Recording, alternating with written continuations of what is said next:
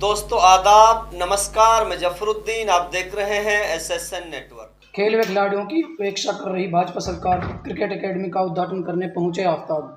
कांग्रेस विधायक दल के उपनेता व नूह विधायक चौधरी आफ्ताब अहमद रविवार को नूह के खेड़ला गांव में अरावली क्रिकेट अकादमी का उद्घाटन करने मुख्य अतिथि के रूप में पहुंचे। समिति के सदस्यों व आयोजक सूबेदार खुर्शीद अहमद खेड़ला ने विधायक का जोरदार स्वागत करते हुए उनका धन्यवाद किया। PCC सदस्य मेहताब अहमद भी इस दौरान वहां मौजूद थे। विधायक आफ्ताब अहमद ने कहा कि खेल स्वस्थ जीवन के विकास के लिए बेहद महत्वपूर्ण है और अब तो खेल में अच्छा करियर भी संभव है। मेवात के कई युवा अलग अलग खेल जैसे क्रिकेट, कुश्ती, वेट लिफ्टिंग आदि में अच्छा प्रदर्शन करके मेवात व देश का नाम रोशन कर रहे हैं। आफ्ताब अहमद ने कहा कि उन्होंने कांग्रेस की हुड्डा सरकार में मेवात में स्टेडियम की शुरुआत की थी, जो भाजपा सरकार के निराशाजनक रुख व खराब रखरखाव से बदहाल हो गए हैं।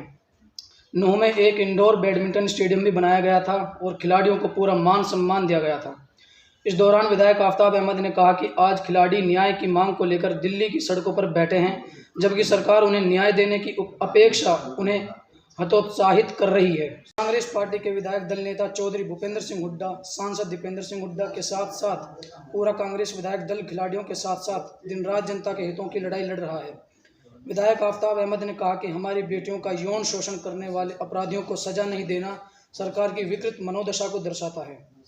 विधायक आफ्ताब अहमद ने कहा कि प्रदेश में अगली सरकार कांग्रेस की बनने जा रही है और भाजपा जजपा सरकार अपनी लोकप्रियता खो चुकी है और मुख्यमंत्री मनोहर लाल के जन संवादों में लोगों का मुखर विरोध इस बात का संकेत देता है कि हरियाणा ने मौजूदा सरकार को समय से पहले ही अलविदा कह दिया है।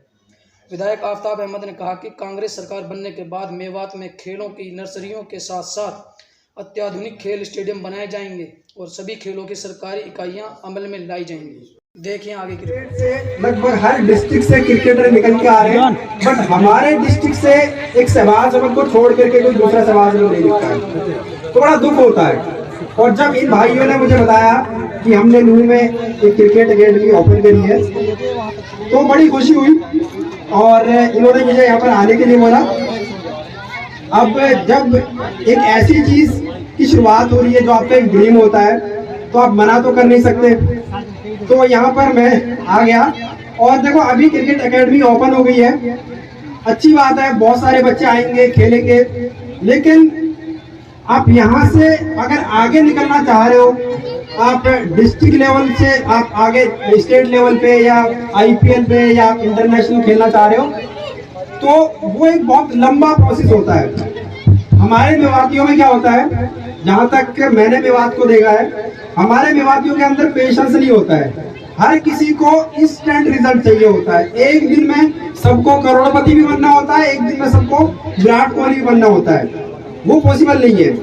अगर आपने एक ड्रीम सजाया हुआ है कि मैं क्रिकेट एकेडमी ज्वाइन कर रहा हूँ और मुझे IPL खेलना है या मुझे इंटरनेशनल क्रिकेट खेलना है, तो एक हमारे महेंद्र सिंह धोनी की एक कहावत है, उनसे जब पूछा जाता है कि आपकी सक्सेस रेट का राज क्या है, आप इतना सक्सेस क्यों हो जाते हो, हर बार आप कोई भी ट्रॉफी है जीतते ले जाते हो, तो वो एक ही बात बोलते हैं कि मैं कभी रिजल्ट के बारे में सोचता ही नहीं कि रिजल्ट क्या आएगा।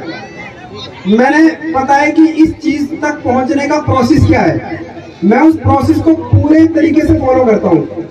मैं जो मेरा प्रोसेस है मैं उसमें कभी कोताही नहीं करना चाहता, मैं उस प्रोसेस में कभी गलतियां नहीं करना चाहता, तो रिजल्ट बाय डिफॉल्ट मिल जाता है।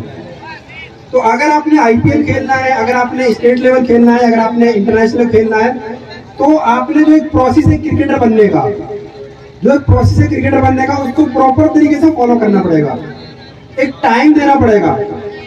क्रिकेटर 6-7 साल की एज से अपनी प्रैक्टिस स्टार्ट करता है और 6 से लेकर 19-20 साल, किसी को 25 साल की एज में मौका मिलता है, तो 15-20 साल की मेहनत होती है, तब जाके कोई वहां पर पहुंचता है।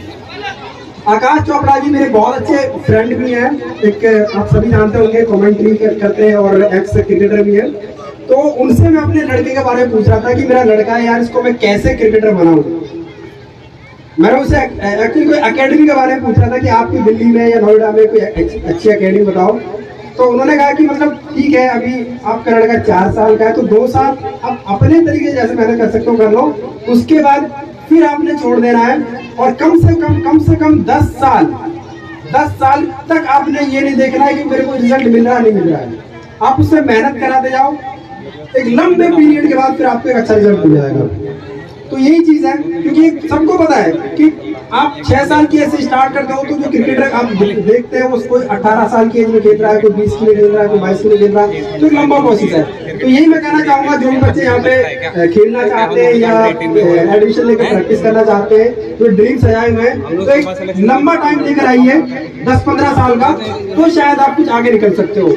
और मैं अपनी तरफ से मेरा एक खुद का भी एक ड्रीम है कि मैं मेवात से कुछ क्रिकेटर्स को निकलते हुए देखूं, जैसे शहबाज अहमद आए, बहुत अच्छा उन्होंने बहुत कम टाइम में आईपीएल खेला, फिर आईपीएल के तुरंत बाद इंटरनेशनल खेल गए। तो ऐसे ही कुछ क्रिकेटर निकले जो मेवात को रिप्रेजेंट करें और मेवात में एक नया मोटिवेशन आए खेलों को लेकर के। तो अगर कोई बच्चा ऐसा है जो मेवात में या इस एकेडमी में कोई टैलेंटेड बच्चा है जिसके अंदर हर किसी को देख के लगता है कि आगे जा सकता है और वो फाइनेंशियली वीक है, तो मैं अपनी तरफ से ऐसे किसी भी बच्चे को स्पॉन्सर करने के लिए तैयार हूं, चाहे उस पर कितना भी खर्चा आएगा, क्योंकि मेरा ड्रीम है कि मेवात से कुछ क्रिकेटर निकले।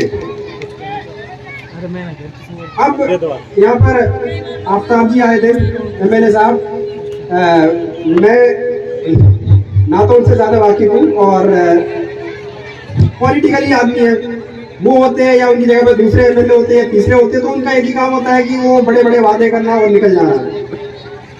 शायद अगर ये नेता हमारे यहाँ के विवाद के अगर ये सोचते कि चलो हमारे बच्चे हैं, इनको आगे ले जाने में हमें हेल्प करनी है, तो ये जो एकेडमी यहाँ पे इन्होंने स्टार्ट करी है, अपनी एक ड्रीम लेके आए, तो ये सरकार के पास जो हर जिले में आप देखते हो कितने बड़े बड़े स्टेडियम बना रखे हैं, तो नूह में भी हो सकता था, बट हमारे नेता चाहते ही नहीं है कि कोई आगे निकले, कोई आगे जाए। अब ठीक है, चलते रहता है पॉलिटिक्स में। बाकी बहुत बहुत धन्यवाद आप सबका जो आपने ये एकेडमी स्टार्ट करी है और मुझे यहाँ पर बोलने के लिए जो आपने मौका दिया उसके लिए बहुत बहुत धन्यवाद।